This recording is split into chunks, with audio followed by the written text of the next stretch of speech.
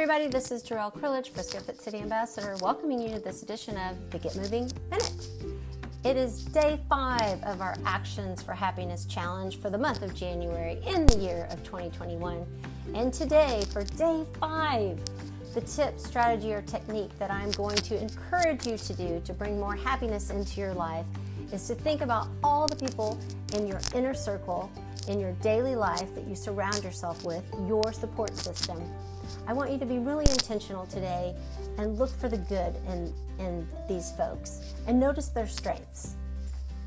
So anyone you come into contact with today, just really focus on the good in others and notice their strengths, and especially the inner circle and the people you surround yourselves with.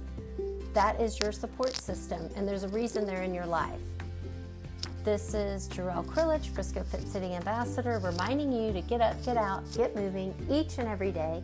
And just as a reminder, if you have any friends who are struggling to get and or stay healthy, I am a board-certified health and wellness coach practicing in the Frisco, Texas area and remotely via a telehealth HIPAA-compliant platform. And you can learn more about me and my services at friscofitcity.com. Thank you.